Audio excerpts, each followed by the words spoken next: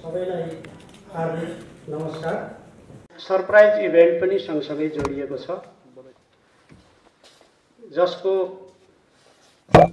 जसलाई यहाँहरूका ठाउँमा प्रधानमन्त्रीज्यूका पिताज्यूले प्रस्तुत गर्नुहुन्छ र सम्मान्य प्रधानमन्त्रीज्यूले सम्बोधन गरिसकेपछि हामी चियापानमा लाग्छौँ र धेरै व्यक्तित्वहरू यस बीचमा प्रधानमन्त्रीज्यूलाई भेट्ने, समयको व्यवस्थापनदेखि धेरै कुराहरूमा भेट्न इच्छुक व्यक्तित्वहरू हुनुहुन्छ। उहाँहरूसँग त्यसपछि प्रधानमन्त्रीज्यूले भेटघाट गर्ने कुराहरू हुनेछ। म सुरुमा सरसर्ती यो कार्यक्रमका बारेमा बताएँ। डाक्टर सुरेश राज शर्मा सर अलिक पछि आउनुभएको देखेँ। यहाँ अगाडिपट्टि ठाउँ छ, अगाडि आएर बसिदिनु भयो भने त राम्रो हुन्थ्यो। अब म ढिलो नगरी सम्मान्य प्रधानमन्त्रीज्यूलाई मञ्चमा बोलाउँछु। शताब्दी पुरुष दुईजना हामी सबैले सम्मान गर्ने व्यक्तित्व सत्यमोहन जोशीज्यू र माधव घिमिरेज्यू यहाँ हुनुहुन्छ। उहाँहरूलाई म मञ्चमा बोलाउँछु। मञ्चमा भिजन टु एक्सनमा मैले घाँटीमा झुन्ड्याए जस्तो किताबमा चाहिँ रिबन झुन्ड्याइएको छ। त्यो रिबन उहाँहरूले हटाइदिएर विमोचन गर्नुहुनेछ। किस्तीमा पुस्तक छन्, त्यो पुस्तक पनि उहाँहरूले विमोचन गरिदिनुहुनेछ। पुस्तकका रचनाकार सम्मान्य प्रधानमन्त्रीज्यू र आज पुस्तक विमोचन गर्नुहुने शताब्दी पुरुष 100 वर्षभन्दा दुवैजना माथि पुगिसक्नु भएको छ। हामी सबैले सम्मान गर्ने व्यक्तित्वहरू, म उहाँहरूलाई मञ्चमा आमन्त्रण गर्दछु।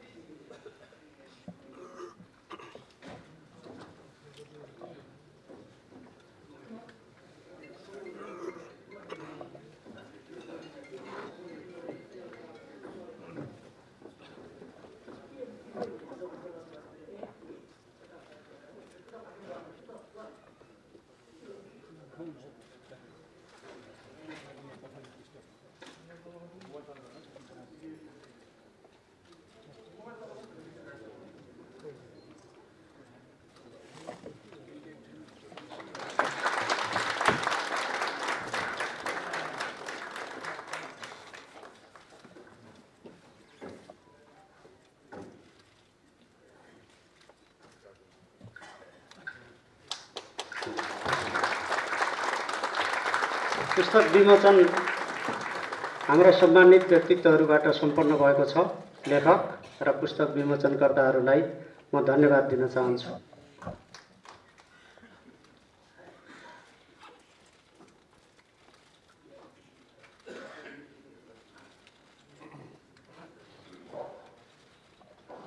आज हामी भिजन टु एक्सन पुस्तक विमोचन समारोहमा उपस्थित छौँ। पुस्तक विमोचन कार्यक्रमसँग पुस्तक वहन गरेको अन्तर्वस्तुको गहिरो सम्बन्ध हुन्छ। अझ अर्को सम्बन्ध महत्त्वपूर्ण हुन्छ। पुस्तक वा यसका स्रष्टा विवेकको स्थान।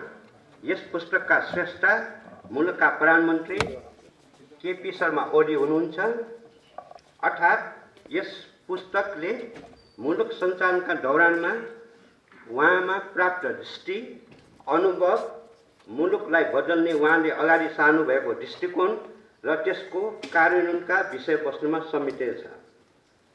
यसका रचनाकार मुलुकका प्रधानमन्त्री भएकाले पनि यो दस्तावेज पढ्ने वा पढिने भन्दा पनि भोग्ने वा भोगिने दस्तावेज हो भन्ने मलाई लाग्छ।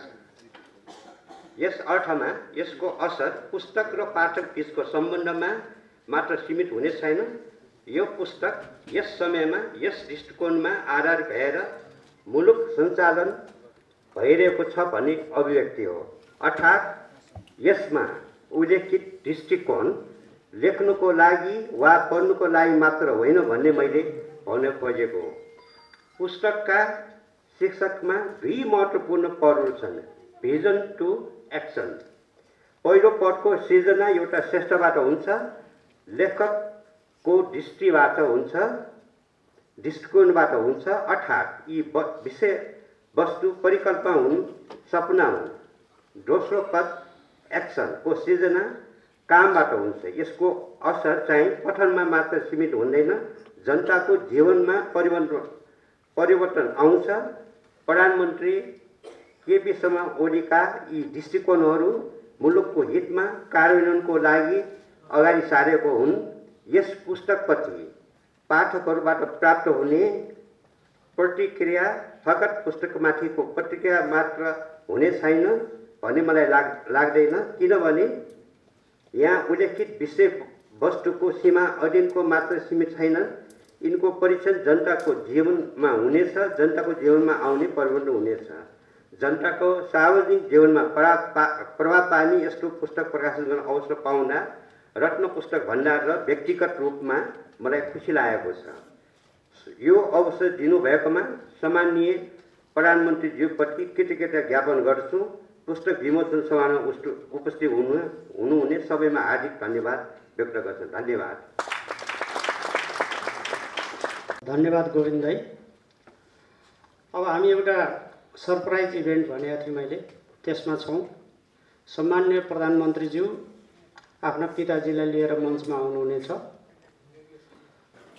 सम्माननीय प्रधानमन्त्रीज्यू, उहाँका पिता 22 वर्षको हुँदा जन्मिनु भएको हो।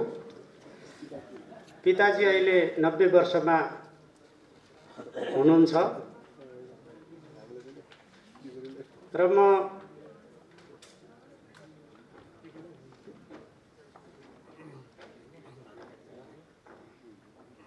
यो पुस्तक विमोचित पुस्तकको जुन आवरण पृष्ठ छ त्यो पाना पिताजीले पल्टाइदिनु हुनेछ र हामी सरप्राइज इभेन्ट देख्नेछौँ।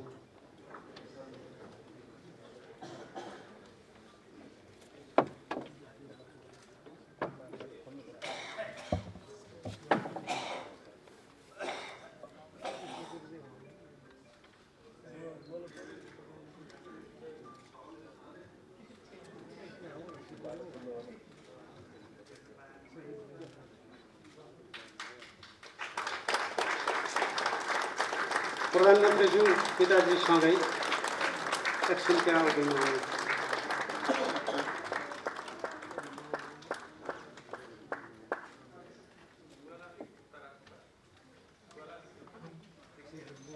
भोलि सम्मान्य प्रधानमन्त्रीज्यूको 69औं जन्मदिन हो। उहाँका पिताजीले जन्मदिनको अग्रिम शुभकामना छोरालाई, आफ्ना सुपुत्रलाई यो इभेन्ट मार्फत दिनुभएको छ। धन्यवाद।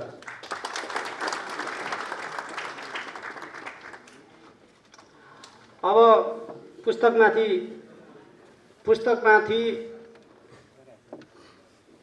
टिप्पणीको क्रममा म सुरुमा डाक्टर बिन्दु लोहनीलाई डाक्टर बिन्दु लोहनीजीलाई बोलाउँछु।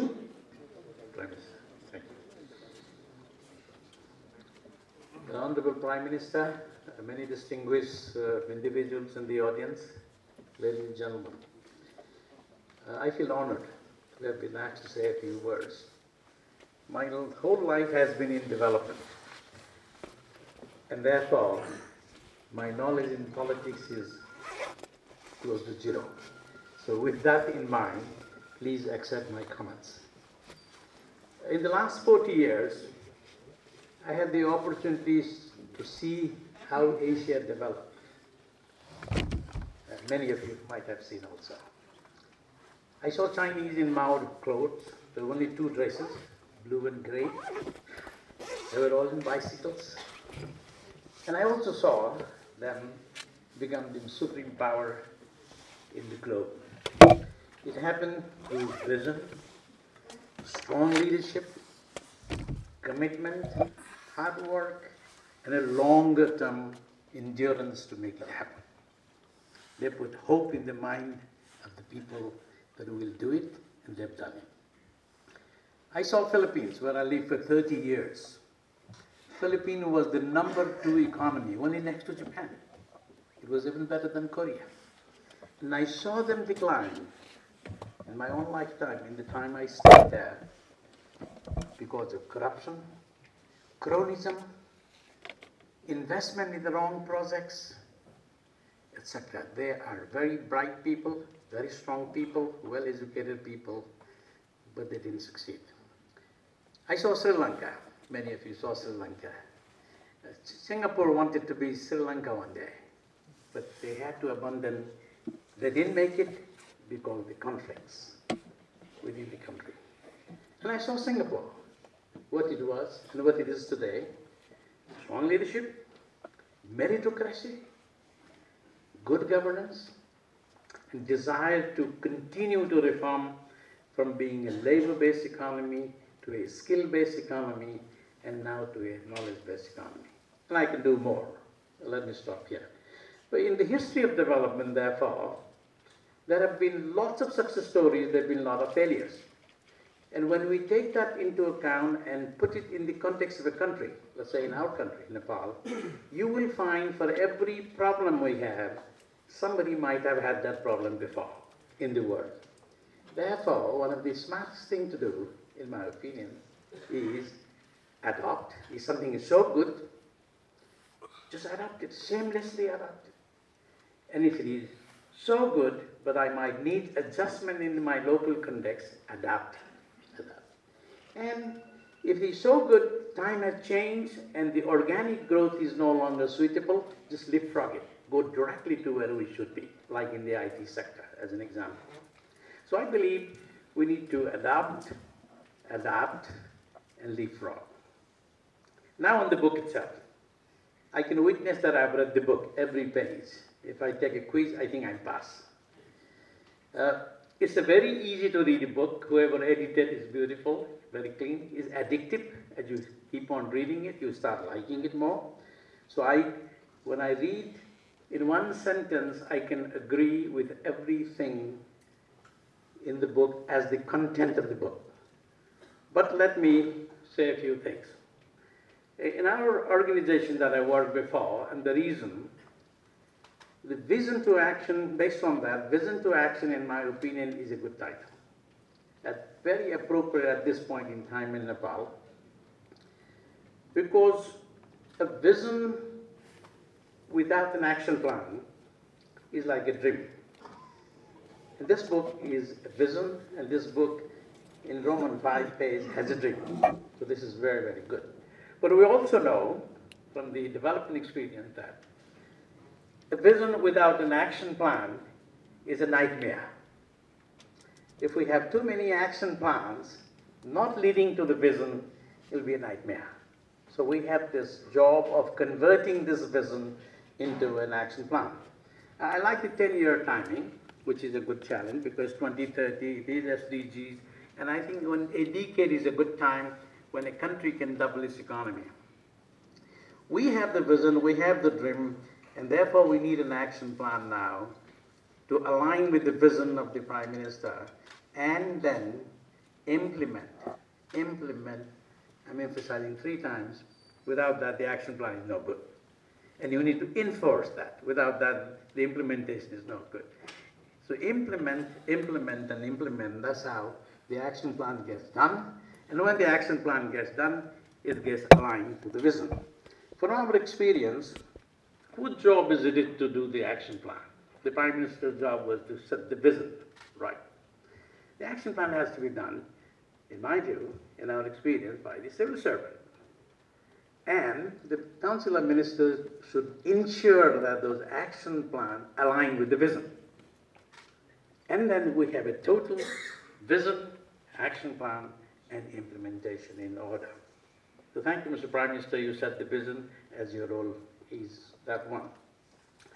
I like the book, but I like to pick about 5 points from that which I like it more. And I think from the development perspective make a lot of sense. Right at the beginning of the book, on page 8, good governance related. There's a lot of very powerful statement. A corrupt person cannot be a genuine Nepali. Page Roman 5. I mean, it can't be any powerful more than that. Corruption is the enemy of the good governance. Page 10. You can't be more straightforward than that. But also admits that we know fight to corruption is a challenge and it takes a long time. This is really a reality. It doesn't happen overnight. In my experience, having seen in the Asian Pacific region for 40 years, that corruptions have different dimensions. Everybody knows the money side of it. But sometimes it's even more risky to have power corruption, time corruption. Somebody sitting at the desk and not giving the best 8 hours is also corruption. And somebody who is keeping the file for 6 weeks for something someone has to decide in a week is also corruption. So we got to improve the overall efficiency of the organization and make sure this becomes a country of good governance. The second thing I'd like to mention is the rule of the law. I'm glad it mentions rule of the law many times, page 18, page 20, page 77, just to mention. But I like it because it doesn't say rule by law. Rule of law. And this is the bedrock of democracy, as I said in the book. I really like that. The third thing is economic growth, page 60 to 65. Good news is there's growth, positive growth in the country. From a time when we had stagnant growth to a negative growth. We also see that the poverty has declined. We also note that the foundation for the economic growth has been laid.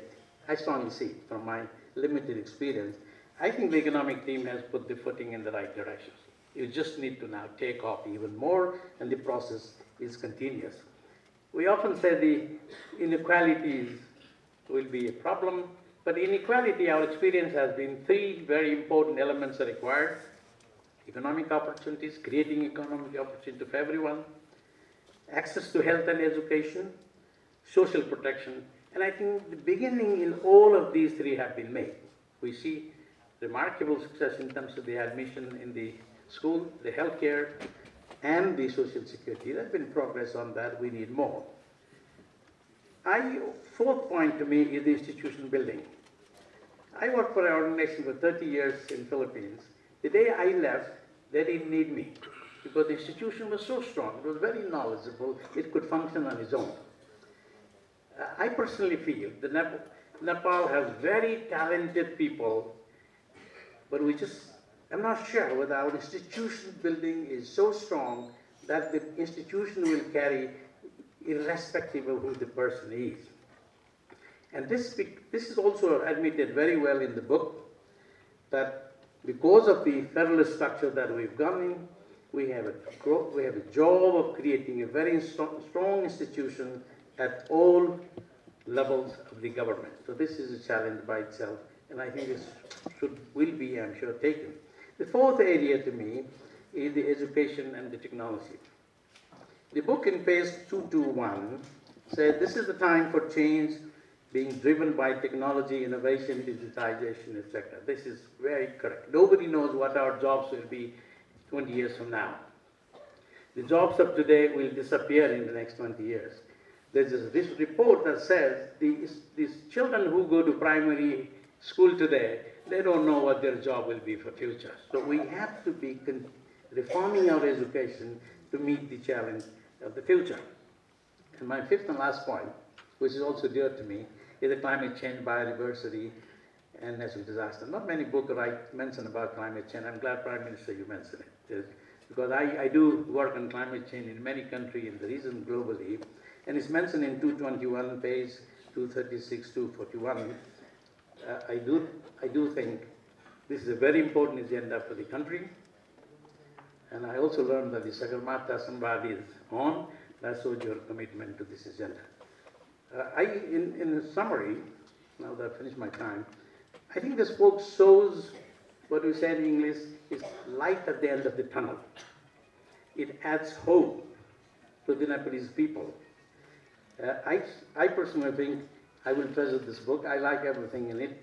I hope this will be implemented, and the Nepalese, we all Nepalese, will be happy in future. Mr. Prime Minister, thank you very much. Congratulations and advance happy birthday. Thank you. अध्यक्ष पनि रहनुभयो। उहाँको टिप्पणीका लागि म हार्दिक धन्यवाद ज्ञापन गर्न चाहन्छु।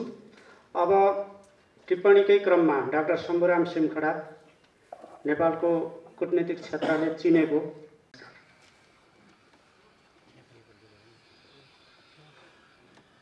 सम्माननीय प्रधानमन्त्री केपी शर्मा ओलीजीको समुन्नत नेपाल सुखी नेपाल बाचा पूरा गर्ने आधार निर्माणको पहिलो वर्ष उहाँले आन्तरिक र विदेश नीतिका बारेमा विभिन्न स्थान विषय र समयमा दिनुभएको भाषण अभिव्यक्ति अन्तर्वार्ता समावेश गरी प्रकाशित यो महत्त्वपूर्ण पुस्तक भिजन टु एक्सन कल्पनादेखि कर्मसम्म बारे टिप्पणी गर्न भनेर जब रिमालजीको फोन आयो अलिकता अचम्मित पनि भए तर धेरै खुसी भए। त्यसका लागि सर्वप्रथम म सम्माननीय प्रधानमन्त्रीज्यूमा हार्दिक आभार व्यक्त गर्न चाहन्छु। खास गरेर यस्तो एउटा विशिष्ट किसिमको बेलामा आफ्ना केही दृष्टिकोणहरू राख्ने, त्यसको साथै हार्दिक बधाई तथा शुभकामना पनि व्यक्त गर्न चाहन्छु। साधारणतया अध्ययन र अध्यापन गर्ने क्रममा कुनै पनि प्रस्तुति, किताब, शोधपत्र, लेखको समालोचना या मूल्याङ्कन गर्ने मेरा केही निश्चित आफ्नै किसिमका मापदण्डहरू छन्। तर 7 सालमा भर्खर जन्मेर यो लामो नेपालको अत्यन्त उतार चढावपूर्ण परिवर्तनको प्रक्रियालाई कहिले बाहिरबाट खालि एउटा अब्जर्भरको रूपमा, कहिले चाहिँ त्यसबाट प्रभावित व्यक्तिको रूपमा र कहिले त्यसको अत्यन्त निकट बसेर हेर्ने र केही हदसम्म त्यसलाई सहयोग गर्ने भूमिका हेर्दै आएकोमा सम्माननीय प्रधानमन्त्रीज्यूको जस्तो व्यक्तित्व, एक किसिमको एउटा ओरिजिनल क्यारेक्टर, मौलिक किसिमको र बडा रङ्गीन व्यक्तित्व र आफ्नो कुरालाई प्रस्तुत गर्ने अत्यन्त पावरफुल त्यस्तो व्यक्तिको किताबमा मैले त्यो साधारण किसिमको शैक्षिक र प्राविधिक मापदण्डका आधारमा टीका टिप्पणी गर्नु उपयुक्त नठानेर मैले खास यो किताबको बारेमा 3टा एक किसिमको दार्शनिक र राजनीतिक प्रश्नहरूको वरिपरि आफ्नो टिप्पणी राख्ने अनुमति चाहन्छु। पहिला कुरा, यो पुस्तकमा के कस्ता सामग्री समावेश छन्। दोस्रो, पुस्तकको विशेषता र खास गरेर यस्तो महत्त्व, त्यो पनि के भनेदेखि खास गरेर यो समयमा भनिन्छ कि what is said is important, but who has said it is even more important. त्यो आधारमा र तेस्रो, यो किताब पढिसकेपछि मेरा मनका अनुभूतिहरू के कस्ता थिए, यी 3टा प्रश्नको सेरोफेरोमा म आफ्नो टीका टिप्पणी गर्न चाहन्छु। किताब अत्यन्त आकर्षक रूपमा प्रस्तुत गरिएको छ र नेपालको शैक्षिक र बौद्धिक इतिहासमा एउटा इतिहास बोकेको रत्न पुस्तक भण्डारले प्रकाशन गरेको यो किताबमा खास गरेर 4वटा च्याप्टर, 4वटा भाग, भिजन एन्ड एक्सन, कल्पना र कर्म, फ्रेन्डशिप एन्ड डिप्लोमेसी, मित्रता र कूटनीति, ट्रेड एन्ड इन्भेस्टमेन्ट, व्यापार र लगानी, र वर्क एन्ड लेबर, काम र श्रम, यी 4वटा भागमा विभाजित छन् र सबै भागमा केही विशेष विषयवस्तुहरू प्राथमिकताका रूपमा स्पष्ट छन्। सुरुमै माई ड्रिम मेरो सपना शीर्षकमा एउटा ज्यादै खतलाग्दो कल्पना 10 वर्षपछि एउटा विदेशी पर्यटक नेपाल फर्कन्छ। तर उसले कस्तो अनुभव, उसलाई कस्तो प्रभाव पर्छ त्यो 10 वर्षपछि, त्यो बारेमा सम्माननीय प्रधानमन्त्रीज्यूले आफ्नै हस्ताक्षरले मेरो ड्रिम भनेर प्रस्तुत गर्नुभएको छ। र त्यो ड्रिमको म केही छोटकरी यहाँ पढ्छु, तर अलि पछि म आउँछु त्यसमा। The country is way ahead in production and creation. There is good health insurance. In Nepal, guns are fired to celebrate, to share joy and happiness. Houses are pretty and clean. Roads are wide and washed. इत्यादि इत्यादि। यस्तै गरेर कल्पना र कर्म अन्तर्गत अर्को शीर्षक छ, विभिन्न कुरा छन् त्यसमा। मित्रता र कूटनीति अन्तर्गत नेपालको अन्तर्राष्ट्रिय सम्बन्धका बारेमा भारत चीनसँगको सम्बन्ध, संयुक्त राष्ट्रसङ्घको महासभामा सम्बोधन इत्यादि कुराहरू छन् त्यहाँ। व्यापार र लगानी अन्तर्गत नेपालको अहिलेको अत्यन्तै काली लाग्दो व्यापार घाटा र त्यसलाई पूर्ति गर्नको निम्ति आवश्यक सुधारहरूको बारेमा व्याख्या छन्। र काम र श्रमको बारेमा श्रम सङ्गठनको, अन्तर्राष्ट्रिय श्रम सङ्गठनको 100औं वार्षिकोत्सवमा सम्माननीय प्रधानमन्त्रीज्यूले सम्बोधन गर्नुहुँदाको सरकारले अगाडि सारेको सामाजिक सुरक्षा विषय र त्यस मार्फत उहाँको परिकल्पना एउटा समन्यायिक समुन्नति र विकासको परिकल्पना प्रस्तुत छ। यी सामग्रीहरू र यो समयमा र खास गरेर प्रधानमन्त्रीज्यूको आफ्नै किताबको रूपमा अहिले आउनु, त्यसको विशेष के भयो? सहस्राब्दी MDGs र SDGs पुरा गरेर देशलाई 2030 सम्ममा एउटा नयाँ विकासको स्थानमा पुर्याउने परिकल्पना किताबको ठाउँ ठाउँमा व्यक्त छ। यो अवधारणा सहस्राब्दी लक्ष्यको अभियन्ता जति बेला उनी कोफी अनानको आर्थिक सल्लाहकार थिए, प्रोफेसर जेफरी सैक्स, उनले त्यो अनुभवलाई सँगालेर एउटा किताब लेखेका छन्। किताबको नाम हो कमनवेल्थ। र त्यही किताबमा हार्वर्ड विश्वविद्यालयका अर्का एक विख्यात प्रोफेसर एडवर्ड वो विल्सन लेख्छन् र त्यसको नेपाली करिब करिब उल्था यस्तो छ: ढुङ्गे युगीन भावना, मध्ययुगीन विश्वास, तर दैवीय प्रविधि को उदेक लाग्दो संयोग का बीच हामी मानव जाति 21औं शताब्दीमा पदार्पण गर्दैछौँ। अब जुन समाज हाम्रो मोडल छ, जसबाट हामी कुनै न कुनै रूपमा प्रेरित र प्रभावित छौँ, त्यो समाजको विद्वान को यो भनाइ छ भनेदेखि हामी बौद्धिक रूपमा सधैँ पुच्छरमा बस्न रुचाउनेहरूको स्थिति के होला? त्यस्तो परिवेशमा सम्माननीय प्रधानमन्त्रीजीले,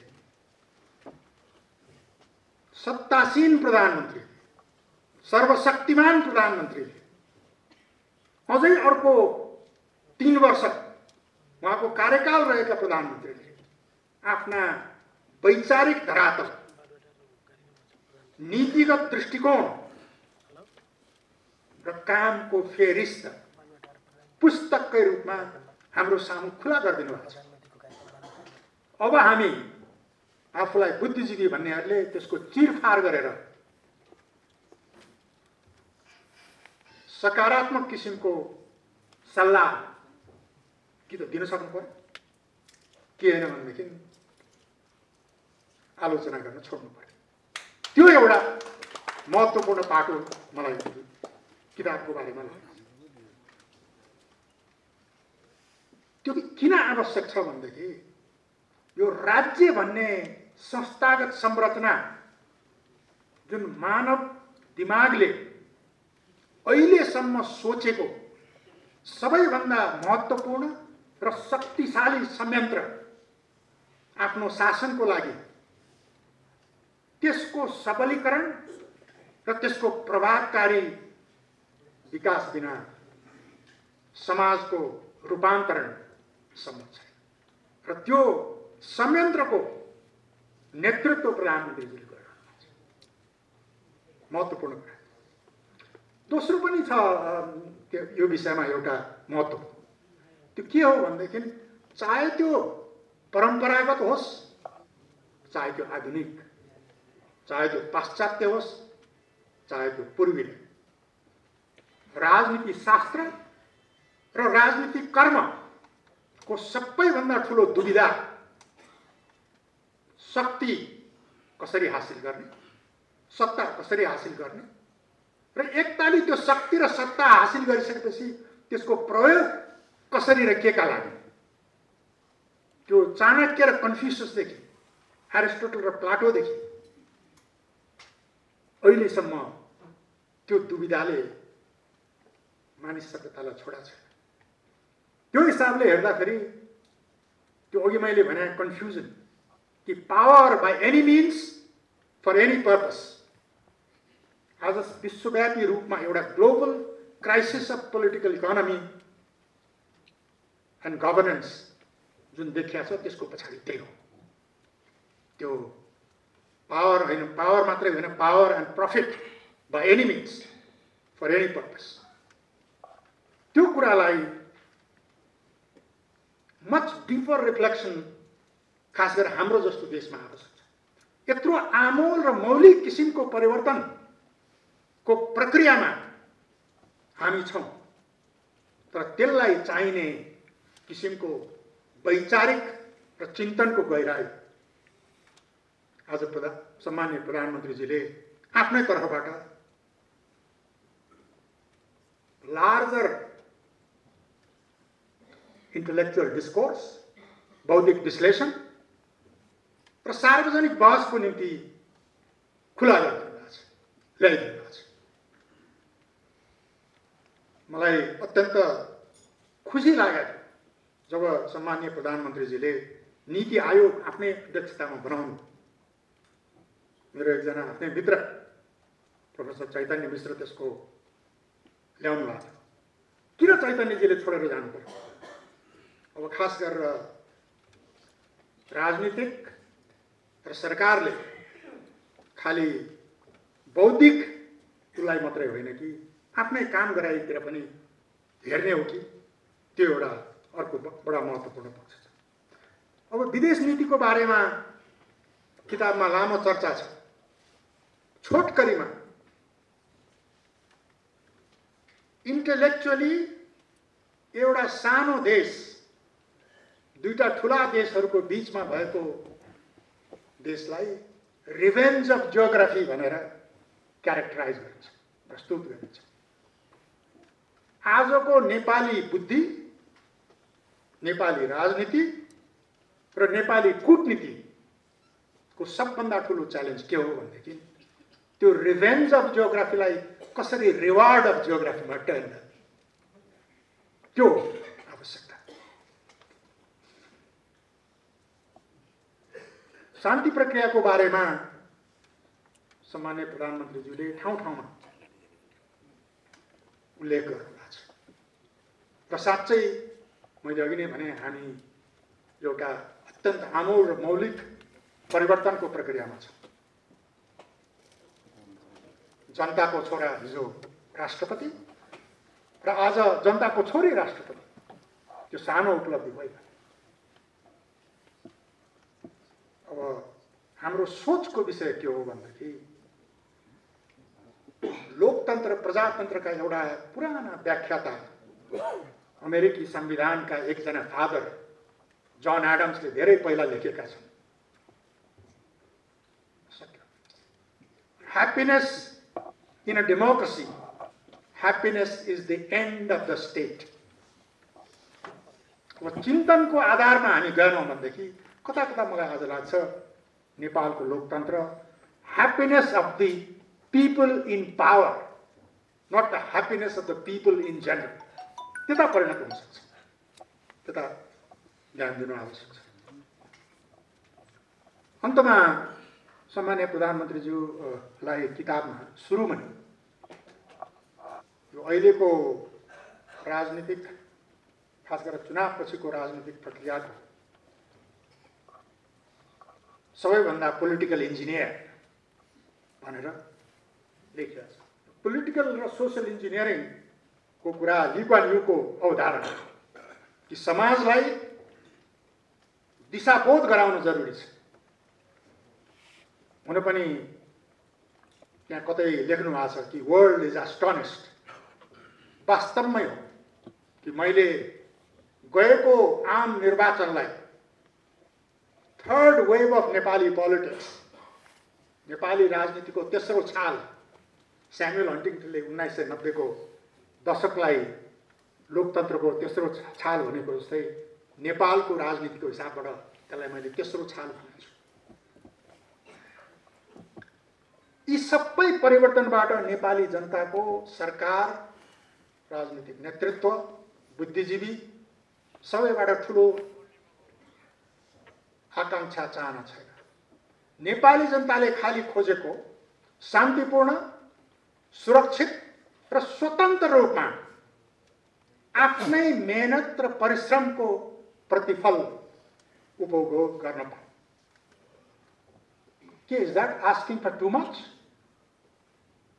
यदि होइन भने मैले अघि अत्यन्त परिकल्पना र चिन्तनको हिसाबले पूर्ण रूपमा म सम्माननीय प्रधानमन्त्रीज्यूको साथमा छु। वास्तवमा उहाँले यो सबै कुरा बिग्रियो, सबै कुरा भत्कियो भन्ने मनस्थितिबाट अब जनमानसलाई र त्यसमा पनि बुद्धिजीवीलाई अलिकता माथि लानु पर्यो र एउटा आशा र विश्वासको वातावरण सिर्जना गर्नु पर्यो। मलाई लाग्छ किताबको सबैभन्दा ठुलो पक्ष त्यहाँनिर छ। त्यो आशा र विश्वासको लागि सबैभन्दा आवश्यक कुरा के छ भनेदेखि चिन्तन, सोच र काम, त्यो आवश्यकता छ। होइन भने अङ्ग्रेजीमा एउटा भनाइ छ, frustration is defined as the difference between expectation and achievement. जब हाम्रो आकांक्षा एकदम धेरै हुन्छ तर प्रतिफल कम हुन्छ, त्यसले नैराश्यता पर्छ। अब लाग्छ यो किताबको वरिपरि जुन सम्पूर्ण देशलाई गोलबद्ध बनाएर अगाडि लाने सम्माननीय प्रधानमन्त्रीज्यूको एउटा अत्यन्तै दरिलो सदिच्छा छ, त्यो पुरा होस्। उहाँको सुस्वास्थ्यको कामना गर्दै, उहाँको पूर्ण कालको सफलताको कामना गर्दै म आफ्ना छोटा भनाइ यहीँ राख्छु, अन्त्य गर्छु। धन्यवाद, नमस्कार। डाक्टर सिमखडाज्यूलाई उहाँले निकै महत्त्वपूर्ण शब्दहरूका साथ पुस्तकमाथि आफ्नो टिप्पणी राख्नुभएको छ। हामी धेरै लामो कार्यक्रम लम्ब्याउँदैनौँ। यो हलमा आज पश्चिम नेपालमा अतिक्रमणको चपेटामा परेको कालापानी क्षेत्रको जनगणना गराउने व्यक्तित्व हुनुहुन्छ। यो हलमा दुईजना हाम्रो 100 वर्षभन्दा लामो जीवन व्यतीत गर्नुभएका व्यक्तित्वहरू हुनुहुन्छ। यो हलमा अरू धेरै व्यक्तित्वहरू हुनुहुन्छ। शहीद गङ्गालाल कान्छो भाइ, पुष्पलालका कान्छो भाइ। दोस्रो विश्वयुद्धमा थाइल्यान्ड, मलेसिया, बर्मा, सिङ्गापुरमा आफै लडेको मेजर। 1962 को भारत चीन युद्धमा आफै लडेको क्याप्टेनदेखि समाजका धेरै व्यक्तित्वहरू, सम्मान्य प्रधानमन्त्रीज्यूसँग आफै जेलमा बसेको जेलको सहयात्री, जेल पार्टनरदेखि धेरै व्यक्तित्वहरू यहाँ हुनुहुन्छ। यो अगाडि आज जो पुस्तक विमोचनमा सहभागी हुनुहुन्छ, मन्त्रीज्यूहरू, सचिवज्यूहरू, विभिन्न क्षेत्रका व्यक्तित्वहरू, धेरै पटक अर्थमन्त्री भइसक्नुभएका हाम्रो डाक्टर रामशरण महतज्यू यहाँ हुनुहुन्छ, पूर्व प्रधानमन्त्रीज्यूहरू हुनुहुन्छ। सम्मान्य प्रधानमन्त्रीज्यूले आफ्नो महत्त्वपूर्ण सम्बोधन राख्नुभन्दा अगाडि म यो हलमा उपस्थित हुनुभएका सबै व्यक्तित्वहरूको यो उपस्थितिको सामान्य जानकारी गराउन चाहन्छु। र यो पुस्ताको हिरो यही हुनुहुन्छ। यो पुस्ताको विश्वविद्यालय राम्ररी चलाउने भिसी यही हुनुहुन्छ। यो पुस्ताको कूटनीतिलाई राम्रो ढङ्गले अगाडि बढाउने व्यक्तित्वहरू यहाँ हुनुहुन्छ। र म अब सम्मान्य प्रधानमन्त्रीज्यूलाई यो महत्त्वपूर्ण पुस्तक विमोचनका अवसरमा आफ्नो सारगर्भित मन्तव्यका निम्ति यहाँ बोलाउँछु।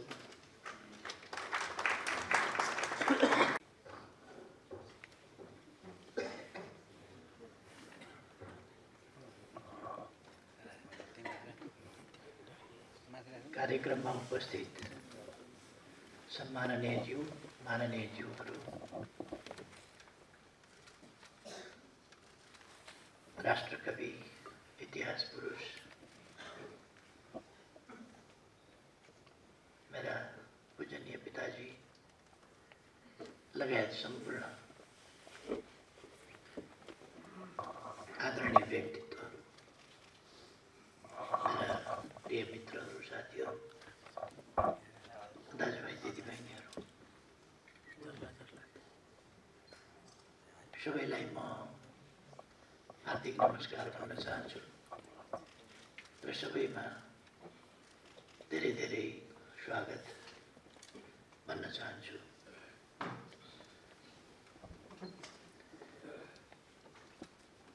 पुस्तक प्रकाशन गर्ने रत्न पुस्तक भण्डार र गोविन्दजी र टिप्पणी गर्दा साथीहरू प्रतिमा सिमखडाजी र लोहनीजी प्रति आभार व्यक्त गर्न चाहन्छु, धन्यवाद गर्न चाहन्छु। धेरै महत्त्वपूर्ण टिप्पणीहरू आएका छन् र म अरू पनि विद्वान मित्रहरूलाई यसमा सङ्ग्रहित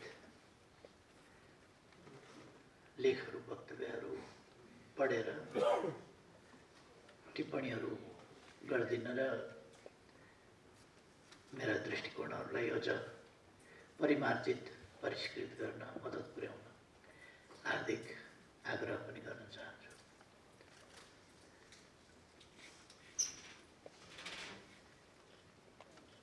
मभन्दा ज्येष्ठ कुकुरी गर्नु परेन थुप्रो साथीहरू मभन्दा ज्येष्ठ हुनुहुन्थ्यो यहाँ, जसले इतिहासका थुप्रै पानाहरू मैले भन्दा बढी देख्नुभएको छ, भोग्नुभएको छ, पल्टाउनु भएको छ। मेरो पिताजी नै यहाँ हुनुहुन्छ। मेरो पिताजी भन्दा पनि 10 वर्षभन्दा बढी जेठा व्यक्तित्वहरू हुनुहुन्छ जसले नेपाल शताब्दीदेखि पढ्नुभएको छ।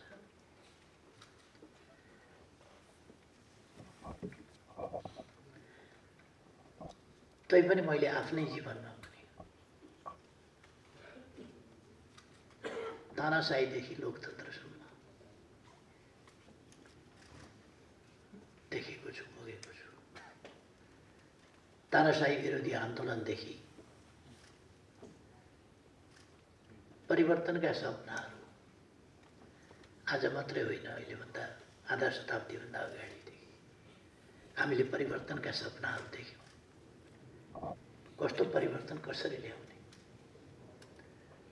एउटा एकदम संक्षिप्तमा भन्ने हो भने नेपाललाई एउटा सुन्दर देश, नेपाली समाजलाई एउटा सुन्दर नेपाली समाज, सुन्दर समाज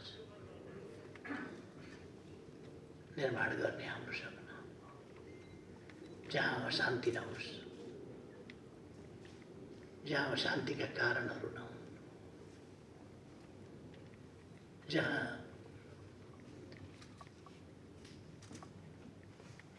तानाशाही र दमन जस्ता कुराहरू नहुन्, मान्छेले मान्छेका अधिकार खोज्ने, मान्छेले मान्छेलाई दमन गर्ने त्यस्तो परिपाटी नहोस्, शोषण गर्ने परिपाटी नहोस्, अपमान गर्ने परिपाटी नहोस्, असुरक्षित बनाउने परिपाटी नहोस्।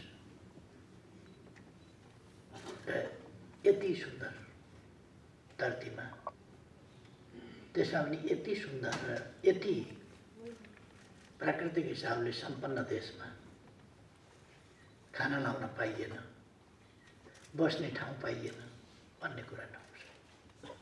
यति उर्वर छ यो देश, प्राकृतिक स्रोतहरूले यति परिपूर्ण छ यो देश, फेरि पनि मान्छे खाना लाउन नपाएको गरिब अवस्थामा छ भने यो मिल्दो कुरा होइन, यो अव्यवस्थाको मात्रै कारण हो। हामीले सायद उत्पादनमा समुचित व्यवस्था र वितरणमा समुचित व्यवस्था गर्न सकेनौँ, जसले गर्दा आवश्यक उत्पादन भएन, भएको उत्पादनमा समुचित वितरण भएन। हामीले थुप्रै कुराहरूलाई मानवोचित, सभ्य 21औं शताब्दीको जस्तो बनाउनुपर्छ र त्योभन्दा अगाडि लानुपर्छ मानव समाजलाई, हाम्रो देशलाई। यस उद्देश्यका साथ हामी लाग्यौँ। अटोक्रेसी टु डेमोक्रेसी त आइपुग्यो। अब हामीले पोभर्टी टु प्रस्पेरिटी, त्यो अबको परिवर्तित गन्तव्य हाम्रो छ। खास गरी यो भिजन टु एक्सन विगतमुखी भन्दा आगतमुखी छ, अथवा यसमा मैले अबको नेपाल कसरी अगाडि बढ्ने भन्ने सम्बन्धमा आफ्ना दृष्टिकोणहरू विभिन्न ढङ्गले प्रस्तुत गरेको छु।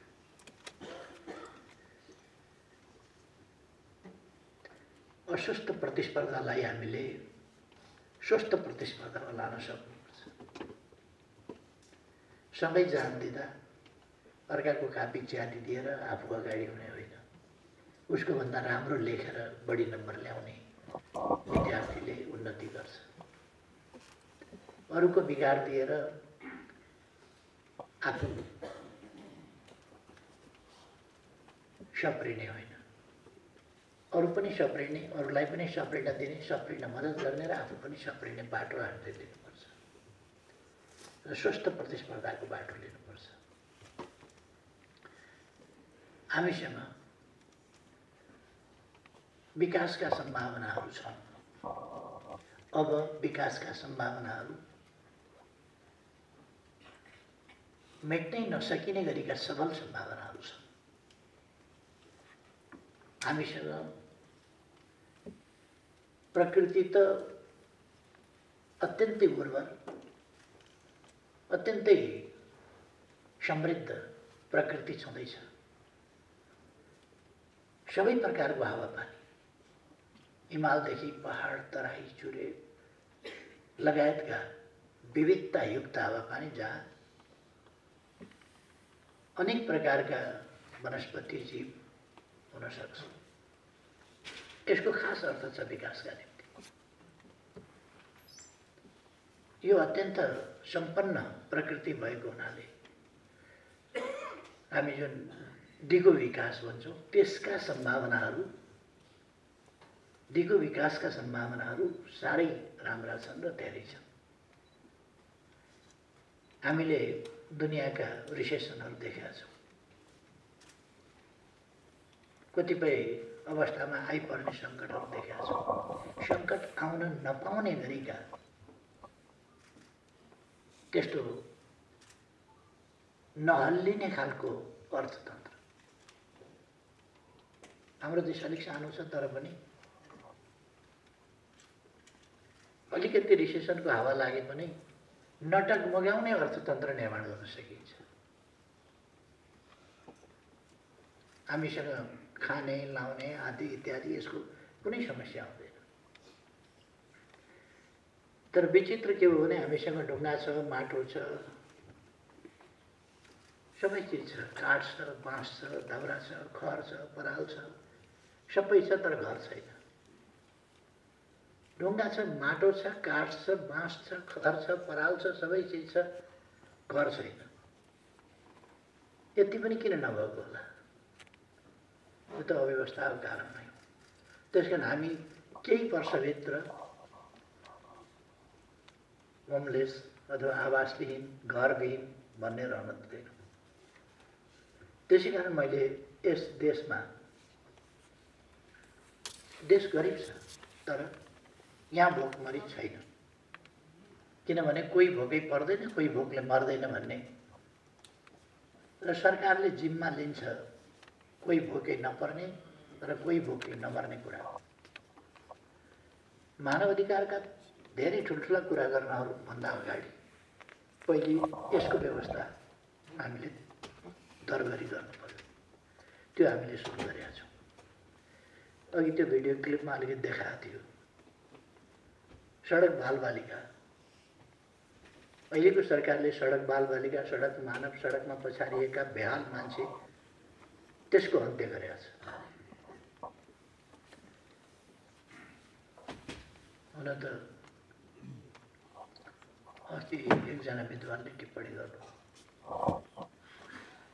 बाटा पनि नेपालमा बन्न थालेकै थिए, त्यही विकास भएको त हो।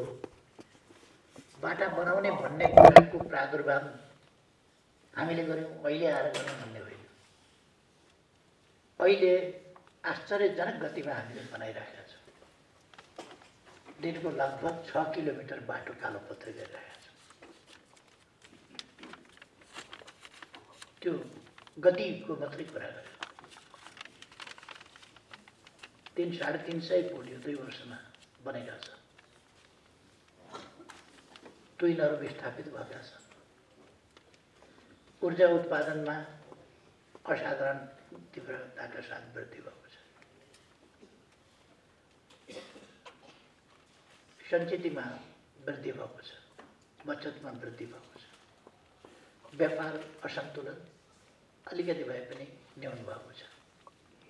सन्तुलनतर्फ हामीले लाने कोसिस गरेका छौँ र व्यापार सन्तुलनतर्फ लानका निम्ति उत्पादकत्व बढाउने, उत्पादन बढाउने र हाम्रा उपभोगका ढाँचा, प्रवृत्ति र तरिकाहरूलाई फेर्ने। हामी यति धेरै नचाहिने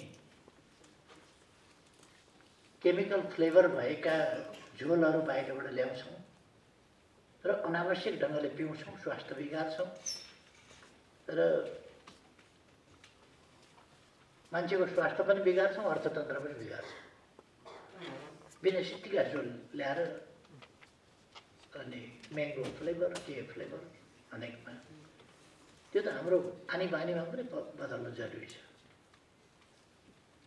त्यस्ता कुराहरूलाई हामीले अलिकति हस्तक्षेप गर्ने गरेका छौँ।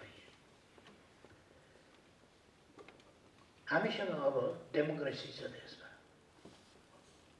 हामीले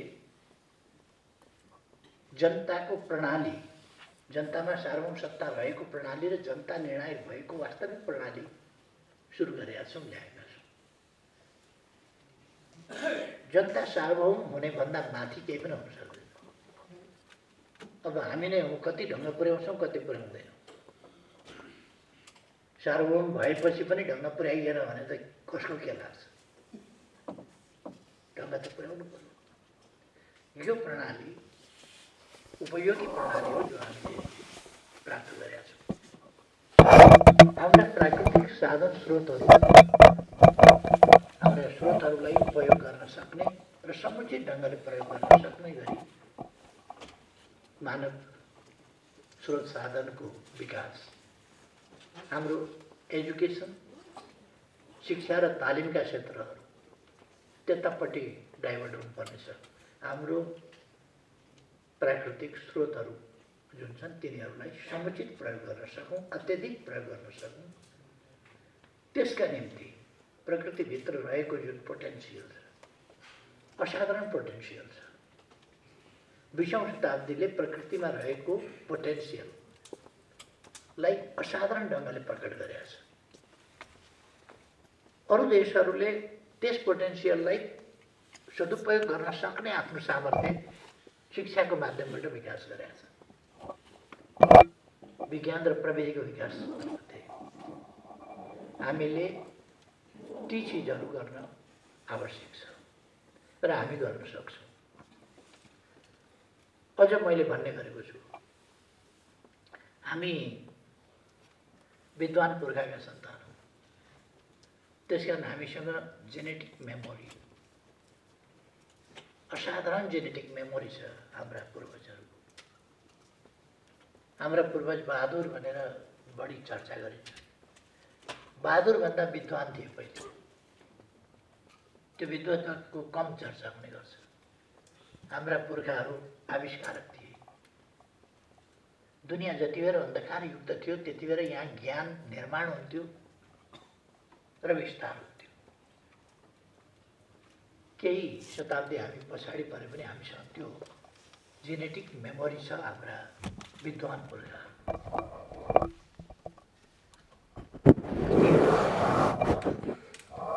कुनै देशमा माटो छ, पानी छैन। कुनै देशमा पानी छ, पानीको आग जति भन त्यति पानी छ भने जमिन छैन। कुनै देशमा पानी होला, जमिन होला, तर काम गर्ने मान्छे छैन। हामीसँग जमिन छ, पानी छ, सबै चिज छ, खनिजहरू छन् र काम गर्ने जनशक्ति पनि छ र वर्किङ पपुलेसन 60% भन्दा बढी छ। युवा जनसङ्ख्या 40% भन्दा बढी छ हाम्रो। त्यसकारण यो डेमोग्राफिक जुन डिभिडेन्ड हो त्यो हाम्रो धेरै राम्रो छ। यी सबै कुराले हामी विकास गर्नै सामर्थ्य राख्छौँ। खालि भिजनको आवश्यकता छ। त्यस भिजनलाई कार्यान्वयन गर्न प्लानिङ प्रोग्राम त्यसको आवश्यकता छ। त्यसलाई कार्यान्वयन गर्नका निम्ति कमिटमेन्ट, डिटर्मिनेसन त्यसको आवश्यकता छ र त्यसलाई प्रभावकारी ढङ्गले इम्प्लिमेन्ट गर्ने कुराको आवश्यकता छ। यसो भए पनि हामी विकास गर्न सक्छौँ। सिमगडाजीले ठिकै भन्नुभयो। हाम्रो देशको यो अवस्थिति, यो आकार, यी सबै कुराहरूलाई हामीले नकारात्मक ढङ्गले बुझ्ने र त्यसैलाई दोष लगाएर बस्ने, दुई ठुला ढुङ्गाका बीचको सानो तरुल भनेर फैलिन पाउँदैन होला, फैलिन परेको छैन, यसैमा समृद्धि बनाए हुन्छ नि। त्यसकारण हामी दुई ढुङ्गाको बीचमा छौँ भने फैलिन नपाउने होला, तर यही समृद्धि हामी हासिल गर्न सक्छौँ।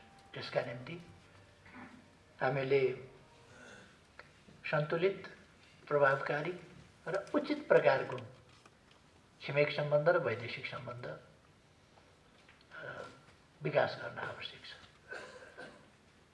दुई भिन्न भिन्न राजनीतिक, आर्थिक, सामाजिक प्रवृत्तिका छिमेकीहरू छन् भने केही छैन, हामीले सन्तुलन राख्न सकिन्छ। यो दुनियाँ त सन्तुलनमा चलेको छ। सूर्य आफ्नो सन्तुलनका साथ अन्तरिक्षमा चल्छ।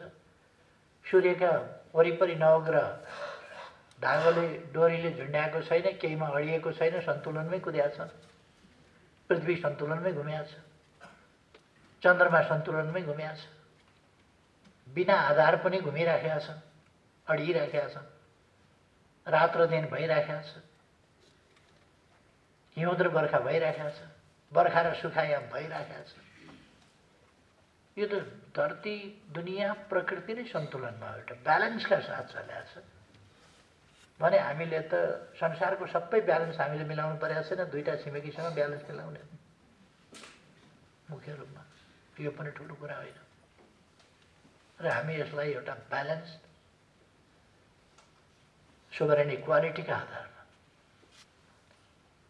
पारस्परिक लाभ पारस्परिक सम्मानका आधारमा जान सक्छ र हाम्रा आज जुन विकासका प्रयासहरूमा हामीले आफूलाई केन्द्रित गरेका छौँ त्यसमा हाम्रा मात्रै प्रयासले विकास हुँदैन होइन विकास हुन्छ तर हामीसँग यत्रो मित्रहरू छन् यत्रो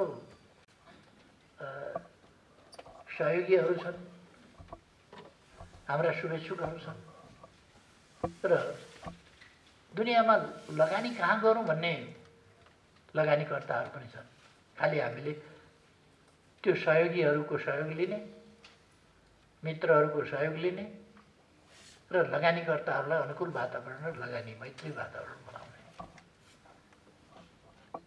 ताकि हाम्रो देशमा रोजगारीका अवसरहरू सिर्जना हुन सकौँ उत्पादकत्व बढ्न सकोस् देश आत्मनिर्भर बन्दै जान सकोस् निर्यात वृद्धि हुँदै जान सकोस् हामी आयातकर्ता देश होइन निर्यातकर्ता देशको रूपमा आफूलाई बदल्न आवश्यक छ हामी अहिलेसम्म पनि अलिअलि विद्युत आयात गर्दा छौँ अब निर्यातकर्तामा हामी परिणत हुँदैछौँ अरू हिसाबले पनि हामी हाम्रो कृषि उपज यसलाई आधुनिकीकरण गर्यो भने त्यसलाई अर्ग्यानिक कृषिको रूपमा बदल्दै गयो भने हाम्रो जस्तो हावापानीको उपज त्यो दुनियाँका निम्ति आकर्षणको विषय हुन्छ त्यसले राम्रो मूल्य पनि पाउँछ हामीले कमसेकम यार्सा गुम्बा वा यस्तै जडीबुटी चरेका चौरी च्याङ्ग्रा बेडा आदि तिनको दुध या त्यसबाट हुने उत्पादन त्यो औषधिमय हुन्छ त्यसको प्राइस बेग्लै हुन्छ खालि हामीले त्यसलाई कसरी लान सक्छौँ भन्ने कुरा हो त्यसो त मलाई लाग्छ नेपालमा विकास सम्भव छ र अहिलेको सरकार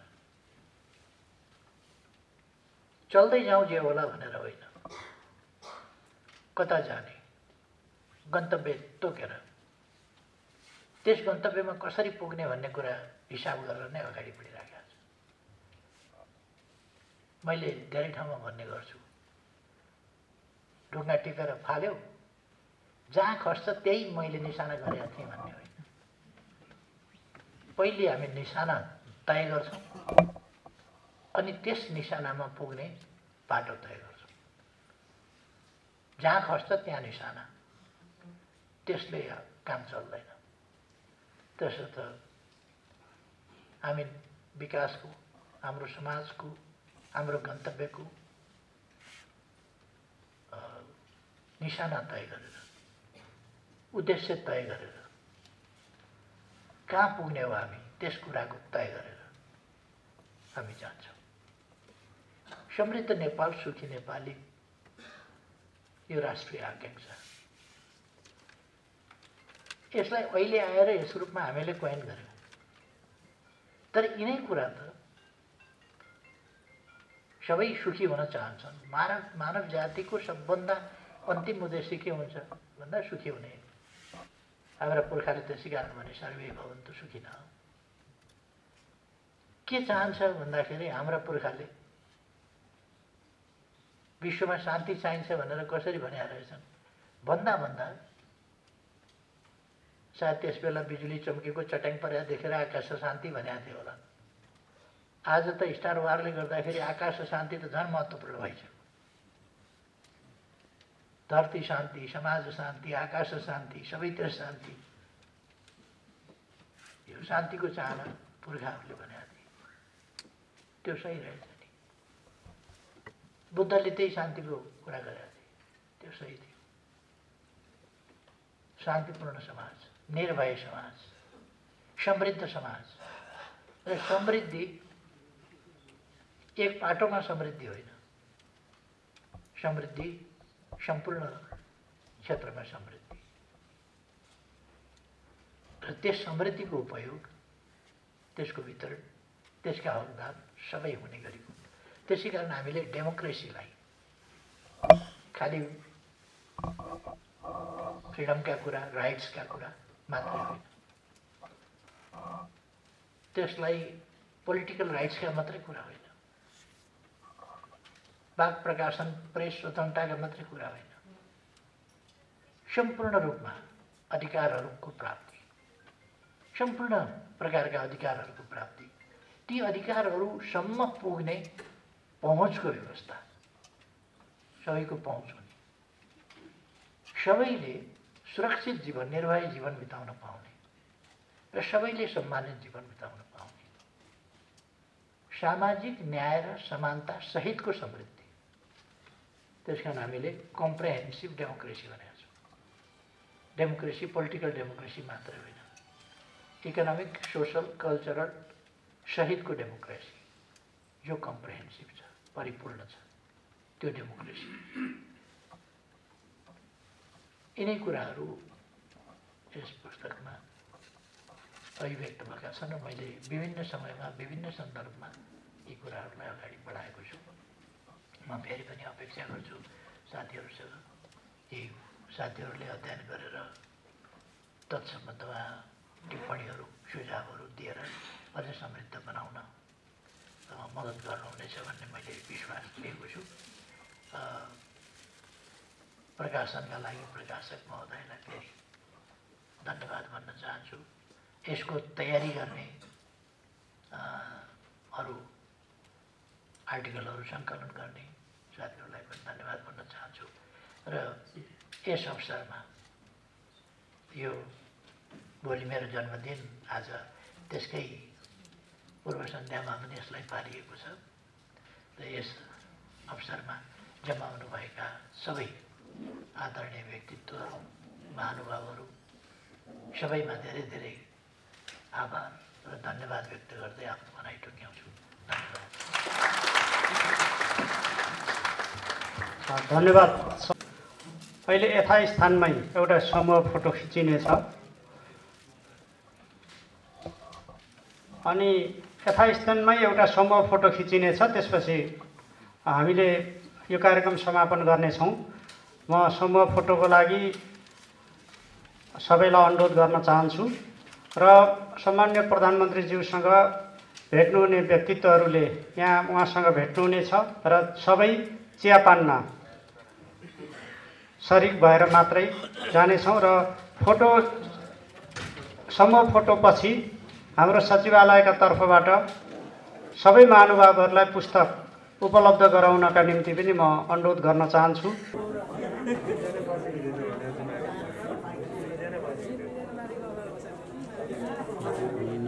भिडियो खिच्छ न, अडियो साउन्ड